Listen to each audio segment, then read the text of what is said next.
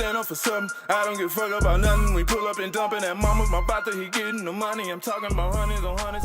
Alright, I'm here with G.A. Daniel, owner of the prestigious Grammie Family.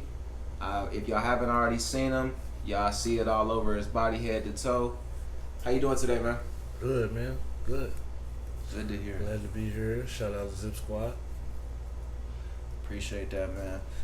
So I want to jump into the brand first, just because you have it right up on you, and that whole concept.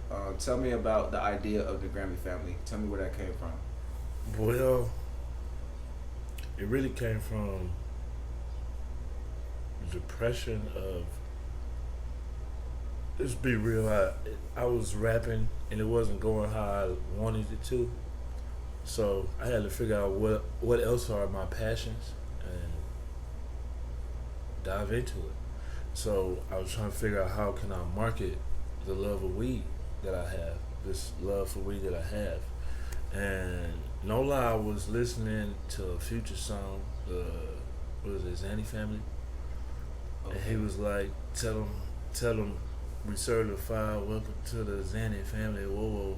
Yeah. And I was like, man, I don't do no Xannies.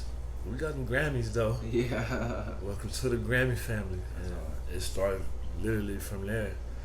And the logo, like the little statue, yeah, I know it's not a Grammy, I know it's an Oscar. But that was my Cheech and Chong moment at that time, because I thought that's what it was. Yeah. But I was like, man, I'm rolling with it. Yeah. You know what I'm saying? So that's funny. It came that way, but also like that was the branding part of it. Getting into it kind of started out from working. I work in the bar industry, and you know I noticed a lot of like bartenders on their break don't got time to roll up, so I always had pre-rolls for myself. You know what I'm saying? I'll roll up like 10 of them and put them like in a Newport box, and people started asking for, let me get one of them. And instead of, you know, getting one, I make them buy it. You know what I'm saying? And so it started like that, and then I figured out like, okay, because I had them in like little tubes with a sticker on it. I was writing on them. You know what I'm saying? Until a female said, hey man, this look janky. And me not being the janky guy, it's like, well, shoot, let me start doing some research. How I can look a little bit better, and it's not as hard as you think. Yeah. But it's hard if you don't want to like read, do some research. You know what I'm saying, for yourself, and ask questions.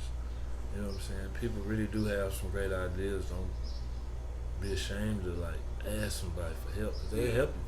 You know what I'm saying? People just want to be a part of something. They'll help. Yeah.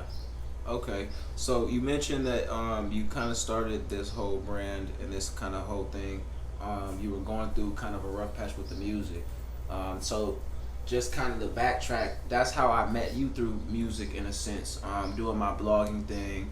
I believe it was like the Spade Boost movement with Mark out there in Austin. Shout out Mark Jackson. Yeah, networking Spade with them. I caught wind of you, and then once I started managing 16 Walkart, he mentioned that y'all had did some work. So I had became familiar with you through the music first, and then I kind of started to watch the transition into the Grammie Family. So explain that dark time, if you can, that you were going through with that music. Well,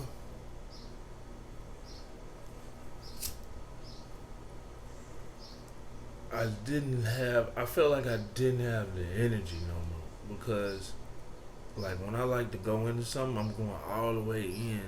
And with the music, like, man, it was like, shout out Mark Jackson. He had me everywhere, whether I wanted to be there or not. Like, we was pulling up everywhere, so everybody was starting to notice who I was. But it got to a point where I just didn't have the energy for it, and like a lot of the stuff and investments you're not gonna see right away, and I didn't understand that. Right. You know what I'm saying? So that mixed with,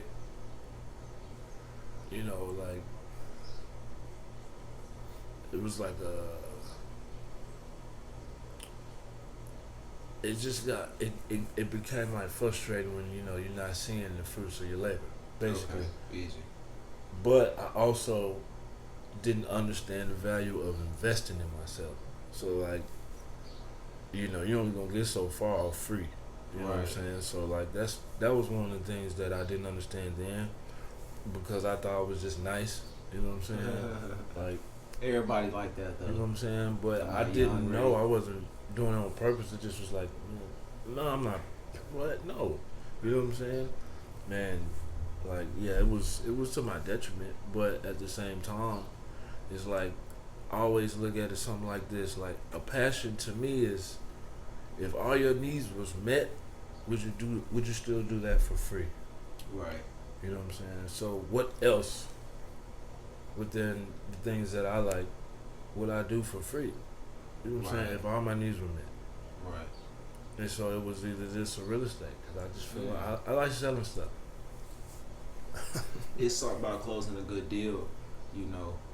It's something about that process. It's And do it the right way, and, yeah. and just like you just at the end when somebody's like really impressed by you, it's like Right. I put a lot into detail, and for you to actually notice or appreciate it, it's like I'm gonna do that for the next person, Right. the next person, the next Replicate it. person. You know what I'm saying? Right. But just good business through and through. Okay. Okay. But yeah, that's how I transitioned from that. I had to figure out what my other passions were. Right. And What I, worked and, for you? I, and I dove right into it. I mean, it's the same way, we start rapping or we get a little older. That was a part of it too. I was one of those who was like, man, once I hit 30, and I wasn't getting paid for shows or some type of revenue like consistently with it. It was like, I had to be real with myself and find another lane. Not say give up on it because what I'm going through now is allowing the music to be brought back up. More and more people asking me about music. I don't even talk about it. You know what I'm saying? So it's like vice versa. I was saying everything about music, and you're not asking me about music. So you see what I'm saying? It's like coming full circle. But like how other artists are going into podcasting, uh, the other vendor lanes, you know what I'm saying? Like they're finding their niche, you know what I'm saying? Or they get behind the camera, you know what I'm saying? Like it's a beautiful thing when you can figure it out. But it's also a passion. It's just not something like you just out here trying to make money off of. You know what I'm saying? Exactly. It's real love. I think it's just part of the process. You know, a lot of us, it comes down to media, and I think that's why I took the media role. But a lot of us just wanted to fit a type of an image, whether it be sports or whether it be through the media, right? You either gonna be an athlete or you gonna be the rapper or the dude who make music. Because all of us really start off as athletes. We figured out we need the right height, right size, and you gotta figure out another lane. And so that's all it come down to with the music. Some people may have moved into it a little later. They tried their thing with music, But and it's now still the same. no, Popularity. exactly. It's still media though. At the end of the day, too. You know what I mean? Yeah. The press. So a lot of y'all, like you said, people who moved into like podcasting, other mixed media. It's just a matter of okay, we did the music for so long. Like you said, part of it is a few fruits of your labor, but that is in hand with your passion. If your passion, I feel like as a human, your passion is going to require that you develop fruits of that labor over time eventually. Right. So it's like you're going to find something else naturally that makes that fills that void. You feel what I'm saying? Right, Whether it be podcasting, blogging, Because going through it you know as a what I mean? rapper, and we see every aspect around us. You figure out Exactly. the rapper is not getting no money like at this level. Yeah. But if you look around that rapper, or look around, you got a photographer taking photos of me. He got paid for that night. You got a videographer over there videoing me. He getting paid tonight. You got the DJ behind me doing the thing. She getting paid tonight. You know what I'm saying? And then you're like, oh snap. But then the vendor over there in the corner getting money. You know what I'm saying? You know, and it's like, wait. Start sitting back looking a little dumb about it, like If damn. yours doesn't. And then and then it comes back to if you're doing your thing, it's like okay, but I'm in here getting money or not. So then that's what's like okay. I mean, never give up. I ain't never gonna say that, but I know myself, and I have to be real with myself. You know what I'm saying? But I'm seeing how it's coming back, and now Exactly. it's like one of them 4-day laws. You know, make people miss you by your absence. Exactly. Yeah, your performance at Players at your event recently was pretty fire. With Jakari.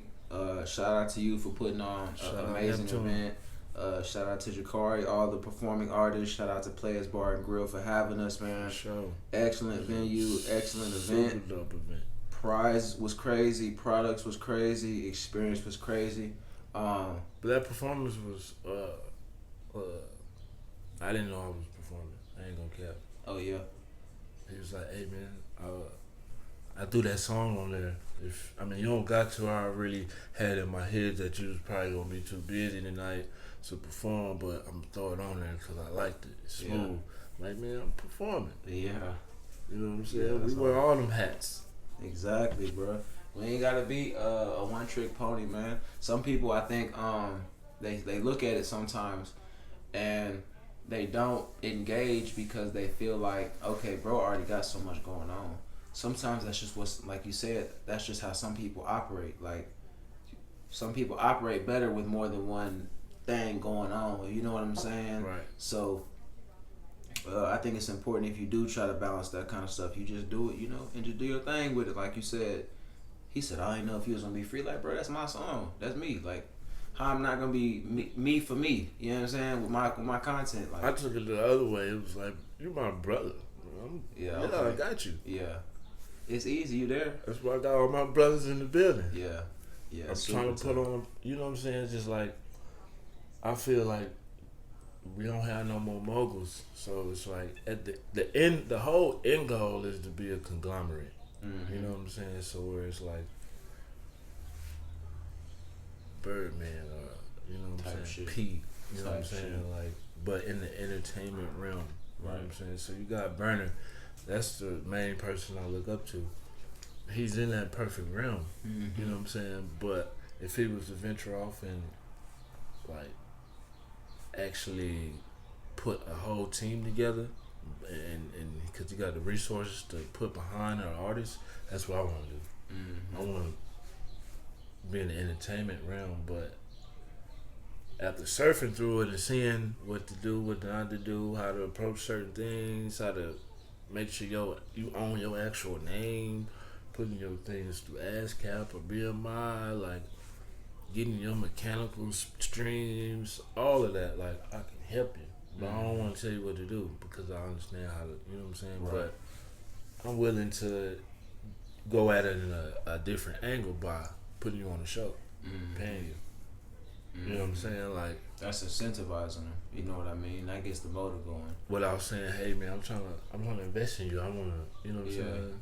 It's a way to get them in without boring them necessarily. Because even sometimes, even offering some people something, you can still get them to say no just off how you present it to them. You know what I mean? Because you don't present it to them well. You incentivize them first like that, then get them to tap in with the resource. Smart. Right. It's smart, especially with today's day and age. Because Oh, unfortunately, no, you about to give you opportunity. it give you one the right way too. And I watch. I'm a student of the game. I'm smart. I learn from everybody. You know what I'm saying? I like to learn. So like seeing what to do and what not to do, or what I would implement, what I like from over here that I know I ain't seen this, so let me try it. You know what I'm saying? Like the raffle, bro. Like man, I watch, bro. I really watch, and it takes a lot of effort. You know what I'm saying? A lot of money. You know what I'm saying? But people remember those type of things to where it's like I'm really trying to build like a Taylor gang, like black hippie vibes. You know what I'm saying? It's all positive. That's it. You know what I'm saying? But in our own little ways, I don't play beer pong, but I might do a weed gang with you. You know what I'm saying? You know, That's hard. stuff like that. That's tough. Definitely calling for more of that too. I think it's definitely an avenue, especially down here in Texas with everything changing. I think I just saw something online. It says that the House, I believe, passed something that for legalization. They got to go through the Senate or Abbott got to sign it or something. But hopefully it's a step closer. If not, I feel like it's a ticking time bomb either way. I think it's gonna be legalized in Texas sooner than later, especially because I've noticed they've been pushing for like casinos. I feel like stuff like that is gonna be hand in hand. You start pushing stuff like casinos out here, bro. They gonna push. They gonna push for the I don't marijuana. know what they waiting on, man. Like I got a notebook right here with like statistics on like this type of stuff, and it's like we can make $3 billion in a year, Texas, and then off of that, Texas off of taxes will make like 1.4 billion in 1 year. You know what I'm saying? But you got when they pass stuff like that, it'd be like a 2 year deal. So it's like it's doubled now. You know what I'm saying? Like, why not? I mean, we already not a poor state. Yeah. Go ahead and get richer. Like, Exactly. we don't mind giving y'all that money. Right.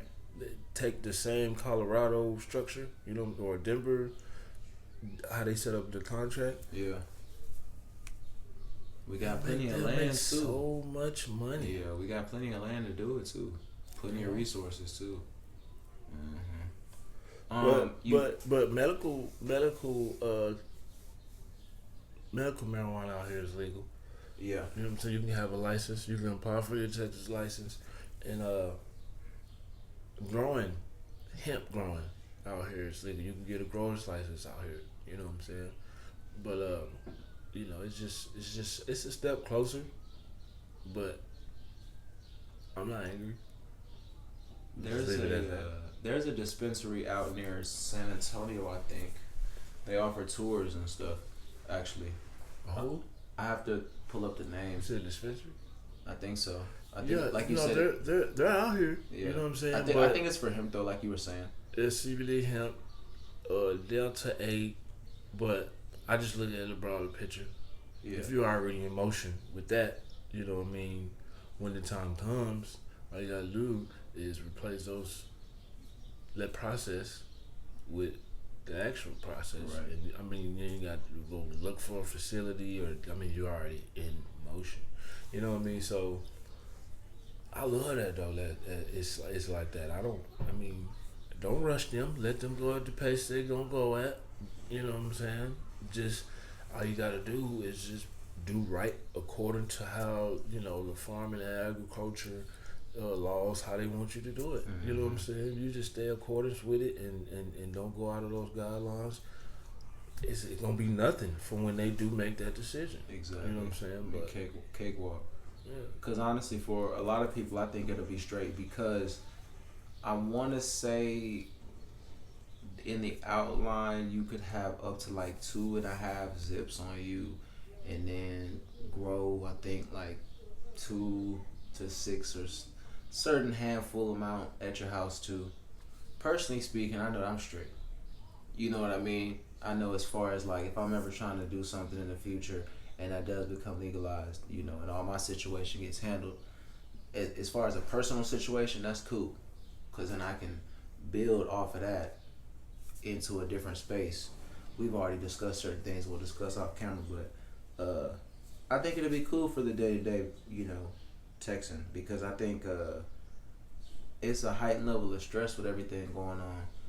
And I mean, I don't know, man, it's just something about a good, good joint, good blunt, you know what I'm saying? Just calm you down. Right. And Can't go wrong with it, man. I'm just really like, it's cool, getting your grower's license out here in Texas, and then getting away from like city life and all the towers, the cell phone signals, and just being out there and getting your hands dirty. You know what I'm saying? Mm-hmm. Breathe some different kind of air. You know what I'm saying? And not have to hide. And not have to hide.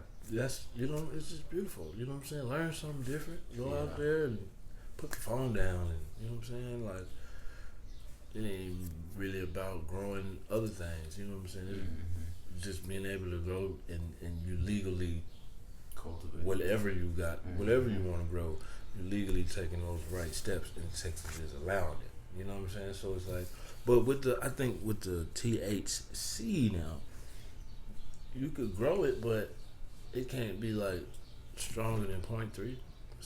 Yeah, they're gonna regulate it, I'm sure. to a high degree. Yeah. That's what I was looking at, but I'm like, I don't know, cause you know, like when you see stuff like that, it make me want to keep researching different platforms and stuff. It's like, wait, that can't be right. 0.3? How do you not make it higher than 0.3? I mean, if you're going hemp, then yeah, like you can't have no more than 0.3% THC in the hemp. You know what I'm saying? Obviously, but THC like allowed to grow and it can't be stronger than 0.3%. That's a male plant. Yeah, that's just the bottom line. I feel like so. It's a multi-part play. I feel like they're set it up for to where that's the bottom line, and it'll keep the independent, the business owner that's trying to kind of move into that space. It'll make it a little bit harder for them as they kind of set their infrastructure in. Because you know, once they have their stores, that shit gonna be through the roof. Right. So move all this tobacco stuff out of here, out of their shelves, these trays and all that. All this is gonna be dispensary. You know what I mean? But I already see it. I see it. I understand it. I'm way late, but I see it. You know what I'm saying? Yeah, I worked for a smoke shop downtown, High Zai Smoke Shop. Shout out to them. They're closed now, but they had flour on the shelves, bro. And I mean, even working there, like I felt a type of way because you know it's just, but it was on the shelves though. And I ain't gonna lie to you, it was some CBD, but it was cool. Right. It was cool. I keep it a whole bean with you. Yeah, see, I tried some of them. It's like, man, I don't know, man. This can't be CBD because I feel okay. Yeah, I feel all right. I think it's a good mix for like veterans or people that like people that come in and be like, yeah, bro, I used to smoke, but then something happened. I ain't smoking pains. 10, 15, yeah, or I got pains. Because they didn't realize they didn't take their pills today that they're prescribed. They took some CBD, and over time, they wean off of their pills. You know what I'm saying? That they're prescribed. You know what I'm saying? So that's a beautiful thing, but most people don't pay attention to that. They just want that you're saying. Right. You know what I'm saying? And they realize over time they weaning off of certain things and wondering why they want to be vegan or why they want to eat a little bit better. Yeah. Or, you know what I'm saying? Right. Like, it correlates. It's what you're ingesting, exactly. It correlates. I feel what you're saying. Yeah. And it was a little bit of everything too. We had like creams, the flour, we had dogs, CBD treats, like Yeah. a little bit of everything for everybody too. I seen some of that. Some of the what's this shit called? A girl got some dog nip, something like that. It's like CBD, but it relaxed the dog, calmly hyper ass down. You know and rest in peace to the previous owner. He passed away due to a drunk driver, but I knew him partially in school, and he was really intellectual as far as you know, the THC, the CBD, like really getting down to the percentages, the terpenes, what it does to you, what the different mood reflectors are, like stuff. Once I'm looking at it, I'm like, yeah, no, I ain't in this ballpark, buddy. I'm in the standstill with it. You know what I mean? So respect the bro, and rest in peace, bro, because that's love. It's not, it's different when you really know, because see, what a lot of people do is they look at stuff from the outside, so they don't know how it's built, the infrastructure, none of it, how it works. But once you start to understand some stuff, you start to look at who managed it a little bit different, because you like, okay, like this a little bit, this an iceberg, you know what I'm saying? The iceberg under the water, so yeah, it was a cool little situation. You mentioned earlier that when you transition into, you know, the business side of things from being an artist, you started to really kind of recognize and understand your marketing. Touch on that for me a little bit. Tell me what you think the biggest change was that made you start to notice your marketing and what kind of, you know, hit the gas on that, so to speak. Well, once again, shout out Spade. Like, when he was managing me, we was doing something every single day. So it wasn't like just one thing. Like, no, we're gonna do a verse, a hook. You're gonna watch a marketing video, make a graphic. We're going to the show tonight. we're gonna hit the studio, we're gonna hit this interview, we're gonna do another verse on the way home. Got you grinding. But I wanted it, you know what I'm saying? Yeah. But in the midst of all that, I learned a bunch of trades that I didn't like. So it comes from like not wanting to feel like I'm being stagnant. So it's like, okay, it ain't no different from when I was rapping, because most of the things that you seen from me, like graphics wise, it came from me, a spade. You know what I'm saying? Like, so like I learned a trade. You know what I'm saying? So once I transitioned over to this, it wasn't no different. It's the same thing. It's just I'm not the face. Right. Grammie the face.